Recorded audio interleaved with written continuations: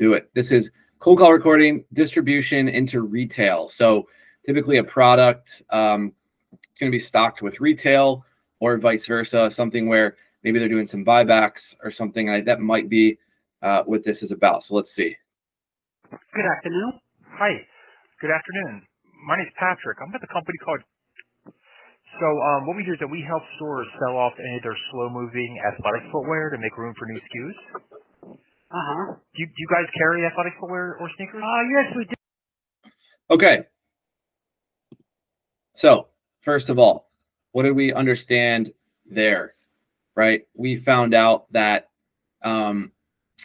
this is a buyback program, right? So it's a little bit different than your normal cold call because we expect that all cold calls we're trying to sell a product or service, aren't we? So this one we're actually trying to buy. So a little bit different conversation, but I like what he did there. And any time that we're going into a consultative format within the H to H frameworks, we want a quick line and then an opening question. An opening question that is typically yes or no, but regardless of what they say, it's the right answer for us. Yeah? Absolutely. So let's just see. He said that pretty smoothly, didn't he? Yes, sir. And he's went right away. You guys sell athletic footwear there? He goes, yes, we do. So let's see where he goes from here. Do. Okay. Are you the person in charge of the store? Yes, I am. Oh, great. My name's Patrick. Who am I? So interesting. Did you notice that he said who he was first, or said what he does first, and then he asked if it was the right person? That was interesting. That was pretty interesting. Right? Because normally what do? You try to check first thing. Exactly.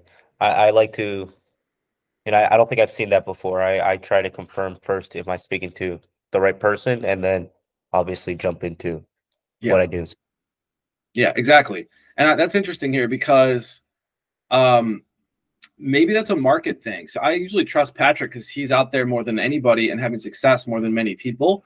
And so if he's been on this campaign before, I would assume that he knows he's getting a lot of owners if this is retail. So he kind of goes with that first, gives him an idea, and maybe because it's a buyback program, he's less worried that he's talking to the wrong person. Exactly. Because obviously who wouldn't want to talk more about that, whether you're a gatekeeper or a decision maker? I assume like he wants to make sure that they have what he's looking for before confirming the conversation. So yeah, I get maybe it is a marketing strategy. I get where you're coming from on that one. Yeah. So let's see what they say. Speaking to? I'm Bill. Hi, Bill. So, Bill, what we do is that we help businesses like yours get paid on your discounted, slow-moving athletic footwear inventory. So we really understand how to leverage your discounted sneaker inventory into cash flow. And Bill, do you currently partner with anyone to purchase back any of your slow-moving athletic footwear?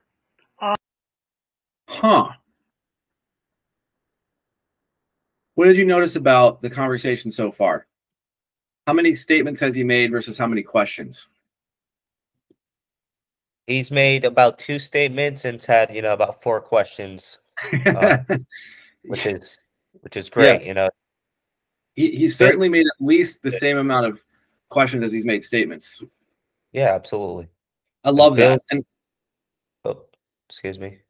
Go for it. No, that he has Bill's attention, even though he's asking questions. Bill's like, okay, what are these questions trying to get to? So yeah, he has attention there. Yes. Yeah. And I like that he's going back and forth, statement, question, and keeping Bill engaged with little tiny like nuggets of what he does. Ask a question, feed him again, ask a question. That law of reciprocity, I think, works really well here.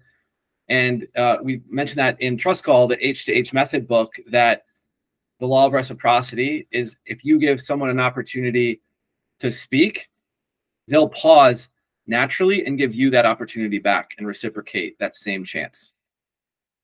Right? So anytime that he asks a question, there's a gap, and then Patrick can then fill it again with another statement or question, keeping control of the conversation. Do you notice that? Yes, sir. No, most of the time when we put ours on sale, we pretty much clean them out. Oh, you do? Okay, so that's Okay, so one thing I noticed is that the first thing was he asked a couple questions, right?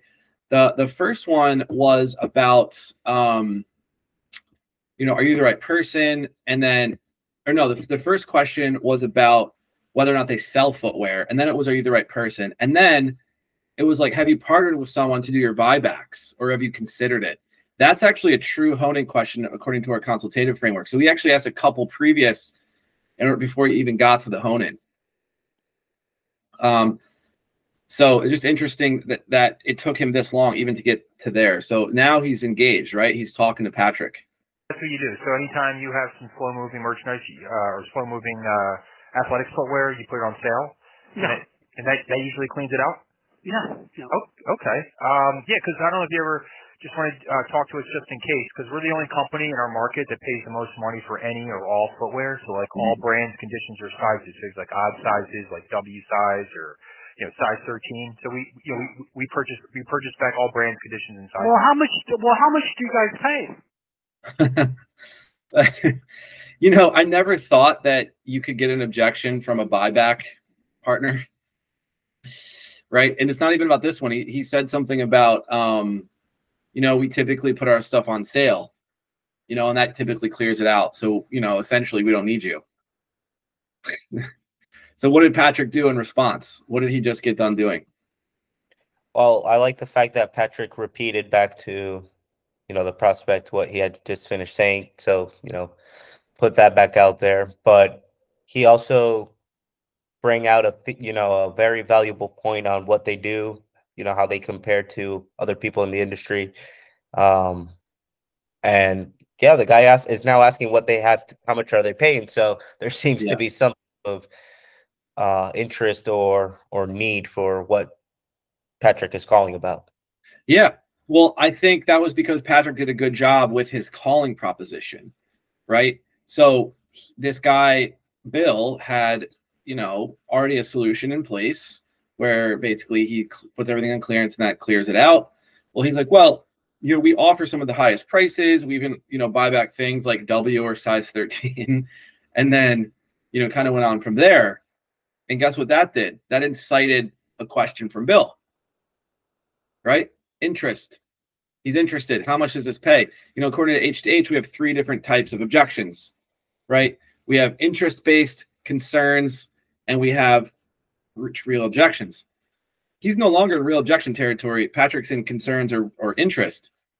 You don't ask how much do you guys pay if you really don't think you want this. Exactly. Let's hear what he has to say. Well, that's a great question. So I work with he's my partner. And so all we do is quote you on your existing discounted inventory, and then you can decide whether or not to take advantage of the offer. So would you be open to just what he does is to answer your questions, Bill, he just does a quick 15-minute intro phone meeting. Would you be okay if he gave you a call tomorrow? Well, I'm just kind of getting an idea where you guys are. It's worth my while to go through. Okay. It's a little pushback. Look at how much effort it takes just to get someone to be interested in a buyback program. Buyback, a free call about buying your stuff. Cold calls are tough, people, even if you're trying to give people money. That proves it. Yeah, that proves it. And I like that Patrick kind of went, do you mind if he gives you a call tomorrow? And, he kind of used that objection and trying to turn it into a next step. But looks like he's giving a little bit of pushback, isn't he? Yeah, for sure. Let's see what he says. All of that because, like I said, we clean out 75% of our tennis shoes when we go from 30 to 40, and by 50% off, they're gone. Okay, yeah. I mean, like I said, it's just like it's always good to have another option out there. You know what I mean? So it won't take a lot of your time. He just because you might have in a position. Who knows when you ever you might need it, that type of thing. And who knows? Maybe we can give you better cash flow than even that current process. So what we do is we just do it. It won't take a lot of your time. It's only a 15-minute phone call to talk to him, and then you can kind of answer some questions to get a better feel for what we're all about. Okay, so how do you feel he did with that objection, Jay? I feel like it kind of caught him off guard for a second. Not that, Yeah. you know, he was able to handle it. He did really well at it, but and it happens to the best of us, but like the fact that he was saying it won't take a lot of time, it won't take a lot of time, he like repeated that a few times. I would have been like, look, Bill, this is a brief 15-minute conversation.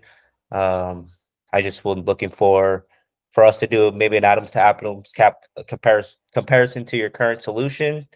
And maybe we can help you put more money back into your pockets, something in those lines, and maybe just reassure him that, you know, we're not going to take too much of his time, but obviously not have to mention that to him a few times.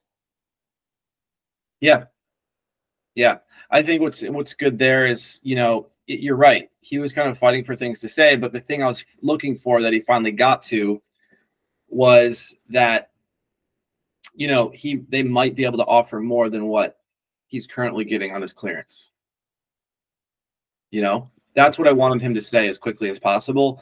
But it just took him a minute to kind of, like you said, he kind of was caught off guard by the question, but kind of crawled his way back to a decent answer, right? So let's just see what he gets. He's trying for that appointment. Can he give you a call tomorrow? That's fine. Okay, are you, it's Central Time where you are, right? Yeah. Okay, I was thinking if he called you tomorrow at 11, is that okay? 11, let me write that. I'm going to send you an invite anyway, a calendar invite for the phone call. Okay. So what is your email, Bill? -.com. So it's Did you have a comment? No, I said that was great. You know, I like that he's like, I'm gonna do it anyways, you know, Bill, this is gonna be something good for you. So I like that. Right. And I think sometimes just kind of massage it out as you're building trust. Sometimes it just takes a little bit of time, doesn't it? Exactly. No, absolutely. It takes a little bit more than time, you know. It's about mushing him into the form that we're looking to get him into, you know. Yeah, it's like, hey, you know, it's a little bit of jockeying, you know. It's like, well, would you be able to appointment? Oh, no, you know, I don't need this. Well, okay, you know, this might be an opportunity just to learn and, you know, see if this could get you better cash flow, because maybe it will offer you more than what you're currently getting. You don't know. Exactly. How about he gives you a call tomorrow? Would that be okay? It'd just be 15 minutes. And you know, I think that's really the characteristics and values of H to H are tricky, because we don't want to push someone into something, and we don't want to be aggressive, right? And we don't want to be pesky, but maybe we want to be encouraging, you know, maybe we want to be assertive, and maybe we want to be persistent. And so it's like, what's that line, you know? And you can feel Patrick kind of towing that line. Like he's almost, he says does a little bit more, he might push Bill over the edge, and Bill's like, no, this is too much. You know what I mean? Exactly. That's kind of what I'm feeling right here. So let's just see if he goes through it with it all the way. -.com? That's correct. Okay, and then, Bill, what is your last name? I guess it's your Bill, or is your name? Okay. Right. So it's at -.com? That's correct. Okay. So we'll send you an invite. You'll get a calendar invite in your email for a phone call for tomorrow at 11 a.m. Okay. All right. Are you the owner, or? Yeah. Okay. All right, great. I know he'll look forward to talking to you tomorrow. All right. Thanks, man. Thank you. Bye-bye. Couple qualifying questions at the end. Locked it up. I said that's some great stuff. I like the fact that he confirmed again that, you know, you're the owner, Bill, right? Just get that out there. I know it's you know, it's things that they'll probably say to you in the beginning, but I like the fact that he always confirmed it at the end also. Yeah. And yeah. Would you say that this was, let me repeat. What would you rank this on a scale of 1 to 10? 10 being the best. Yeah. I mean, it was a great call, so I have to give it a 10, not just because you know, there was not anything that I could nitpick from it other than what we said. You know, it's like it was so good that, you know, I don't even think you can redo that call. It was like he had he had Bill in there. You know, Bill didn't seem to be too open in the beginning, and Bill still stood on the phone with him and took another conversation. So it was really good stuff. Great. Yeah, I would say a solid 8.7. That's what I would give Patrick. I would give him that because I think he maybe could have had that that rebuttal or response ready a little bit more. I think maybe there's a couple other pieces of value he could have added to like solidify the interest, but it's nothing that to take away from what he said. It's more of maybe what he could have added a little bit, you know, but it was so smooth. And I love how many questions. I mean, it's big points for me is how many questions he asked. Absolutely. You know? Yeah. And at the right time. Sure. I like that too. Like So. the question part is something that a lot of cold callers struggle with. And the importance of asking questions is, you know, not only are you getting them speaking, we understand where we fit in and if we are fit or not. So I like that.